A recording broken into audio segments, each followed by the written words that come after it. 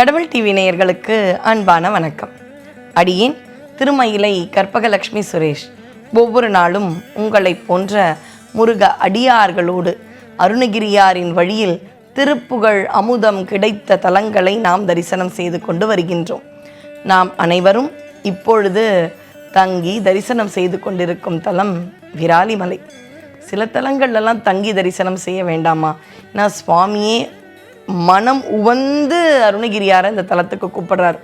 வேதாரண்யம் அப்படின்ற தலத்தில் நாவுக்கரசர் இருக்கின்றார், திருமறைக்காடு. அப்போ அவர் கூட ஞானசம்பந்தரும் இருக்கின்றார். ஒரு நாள் இரவு நாவுக்கரசருக்கு சிவபெருமான் ஆணை, கிளம்பி வா திருவாமூருக்கு அப்படின்னு. திருவாய்மூர்னு அங்கே ஒரு அழகான தலம் உண்டு, அதுவும் சப்த விடங்க தலங்களுள் ஒன்று. எங்கே என்னை இருந்திடம் தேடிக்கொண்டு அங்கே வந்து அடையாளமருளினார். எங்கே என்னை இருந்திடம் தேடிக்கொண்டு அங்கே வந்து அடையாளமருளினார். இப்படி ரொம்ப அற்புதமான ஒரு பதிகம் நாவுக்கரசரால் பாடப்பட்ட தலம். ஏகாந்தமாக இருப்பார் சுவாமி. எப்படி அந்த அப்பா ஆணையிட்டாரோ அவருக்கு பிடித்த அருளாளருக்கு, அது மாதிரியே மகனுக்கும் அதே இயல்பு. சரி வா விராலிமலைக்கு அப்படின்னு அந்த குழந்தை முருகன், தலைவன் முருகன், கோமகன் முருகன், வள்ளல் முருகன், தமிழ்கடவுள் முருகன், என்னுடைய உயிர் துணை முருகப்பெருமான் கூப்பிட்டால் அதை விட இந்த உலகத்தில் மிகப்பெரிய வேலை எனக்கு என்ன இருக்குது? நம்மெல்லாம் இவ்வளோ நாள் முருகனை நோக்கி வழிபாடு பண்ணுறோம். சில சமயம் அவனை நினச்சாலே கண் கலங்குது. அவன் நமக்கு என்ன தரலை இந்த பூமியில்?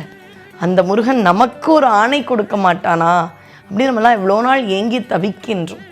நமக்கும் அப்படி ஒரு ஆணை முருகனால் இந்த பிறவியில் கிடைக்காதா? அருணகிரியாருக்கு கிடைத்தது. விராலிமலை சென்றார். அங்கே மலை மேலே பார்த்தீங்கன்னா 4 திருவுருவச் சிலை உண்டு. அது சுவாரஸ்யமாக இருக்கும். அருந்ததி, வசிஷ்டர், காசிபர், நாரதர். ஏன் இவங்க 4 பேருக்கும் இருக்கு? சரவண பொய்கையில் குழந்தை இருக்கும் பொழுது வசிஷ்டர் சொல்கிறாராம், குழந்தை பிறந்திருக்கு. அம்பாளுக்கு கொஞ்சம் சுவாமி மேலே கோபம். ஏன் தெரியுமா? சுவாமி அம்பாளுடைய துணை இல்லாமையே வர வச்சதுனால அம்பாளுக்கு கொஞ்சம் கோபம் தானா. என்ன, என்னோட துணை இல்லாமே ஒரு குழந்தைய வர வச்சிட்டிங்க நீங்களா?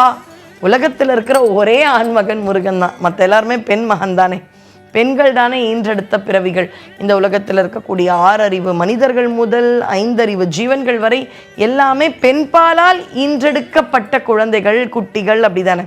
அப்போ உலகத்திலேயே ஆண் ஒருத்தர் பிள்ளையை பெற்றெடுத்திருக்கின்றார் என்றால் அது சிவபெருமான் மட்டும்தான்.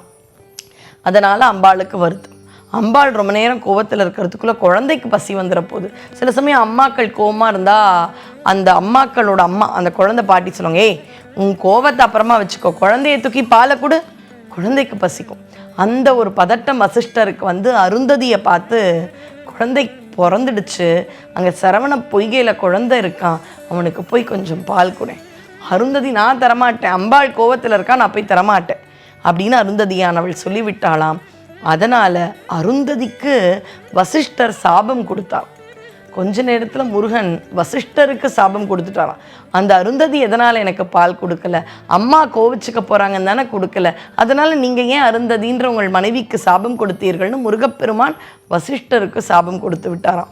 அப்போ இந்த வசிஷ்டரும் அருந்ததியும் இருவரும் சாப விமோச்சனம் முருகனை வணங்கி அவர்கள் சாபத்திலிருந்து விடுபட்ட இடம் விராலிமலை. அதனால் வசிஷ்டருக்கும் அருந்ததிக்கும் அங்கே திருவுருவச் சிலை உண்டு. காசிப முனிவருக்கு எதனால் அங்கே திருவுருவச் சிலை? காசிப முனிவர் யாருன்னா, கந்தபுராணத்தில் வரக்கூடிய அந்த சூரபதுமன் இருக்கான் இல்லையா, மகாகந்த சஷ்டி அன்று முருகப்பெருமான் பெரிய சம்ஹாரம் நிகழ்த்துறார். அந்த சூரபதுமனை ஈன்றெடுத்த தந்தை.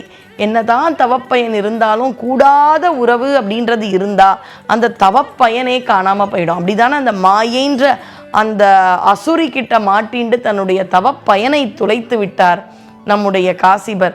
அதனால் வருத்தப்பட்டு இந்த சூரபதுமன் மாதிரி முருகனையே எதிர்த்த ஒரு மகனை ஈன்ற அந்த ஒரு பாவம் நீங்க விராலிமலைக்கு சென்று முருகனிடம் மன்னிப்பு கோரி தவம் செய்ததால் அவர் அங்கே அருள் பெற்றார். அதனால் காசிப முனிவருக்கும் அங்கே திருவுருவச் சிலை. அடுத்தது நாரதருடைய சிலை. நாரதருடைய தந்தை பிரம்மன். பிரம்மன் ஆணவத்தால் முருகனை மதியாது சென்றதால் பிரம்மனுக்கு குட்டுப்பட்டு சிறையில் அடைக்கப்பட்டார் முருகனார். அந்த தந்தையின் தவறை தான் உணர்ந்து மன்னிப்பு கேட்டு அங்கே தவம் செய்து முருகன் அருளை பெற்றதார். நாரத மகரிஷிக்கும் அங்கே திருவுருவச் சிலை. இப்படி பெரிய பெரிய ரிஷிகள் அருள் பெற்ற இடம் எதுனா விராலிமலை. நம்முடைய சாபமும் நம்முடைய பாவத்தையும் முருகப்பெருமான் தீர்த்து விட மாட்டானா? இங்கே வந்து தனக்கு வயல்பதியில் கிடைத்த அருளை பற்றியும் முருகப்பெருமான் திருவடி தாமரை போன்று மென்மையாக இருக்கின்றதே என்றும் ரொம்பவே அழகாக அருணகிரியார் பாடுறாரு. விராலிமலை முருகனை தரிசனம் பண்ணுறார், அவர்கிட்டருந்து உபதேசம் பெற்றுக்கொள்கின்றார். விராலிமலையில் மட்டும் 16 திருப்புகள் நமக்கு கிடைச்சிருக்குன்னு தான் சொல்லணும். எழுதியிருக்காருலாம் சொல்லக்கூடாது, ஏன்னா எவ்வளோ தொலைச்சோமோ தெரியாது. நம்ம தவக்குறை 16 திருப்புகள் நமக்கு விராலிமலையில் கிடைத்திருக்கின்றது. இப்படியாக விராலிமலை அப்படின்றது வரப்பிரசாதியாக முருகப்பெருமான் அருள் செய்யும் தலம். மூலவர் சன்னதியில் ஆறும கடவுளாக 12 கரங்களோடு மயில் மீது அமர்ந்த ஒரு மாணிக்கமாக வள்ளி தேவசேனாவோடு அருள் பாலிக்கும் பிரம்மாண்டமான திருவுருவச் சிலை இந்த விராலிமலையில் உண்டு. அதுபோலவே உற்சவர் மூர்த்தம் பல நற்காரியங்களும் முருகனுடைய திருவிழாக்களும் பல சமயம் திருப்புகழ் போன்ற அந்த அருமையான பாடல்களின் கச்சேரிகளும் சொற்பொழிவுகளும் நிறைய முறை நடந்து கொண்டிருக்கும் பக்தர்கள் சூழ்ந்த விராலிமலைக்கு நீங்கள் சென்று அந்த முருகப்பெருமானுடைய அருளை பெற்று நல்லதொரு வாழ்க்கையை மேற்கொள்வீர்கள். விராலிமலை முருகனுக்கு அரோஹரா. இப்போ விராலிமலையிலிருந்து அடுத்தது எங்கே போக போகிறோம்? திருவாசகத்திற்கு உருகாதார் ஒரு வாசகத்திற்கும் உருகார். யார் இது? மாணிக்க வாசகர்.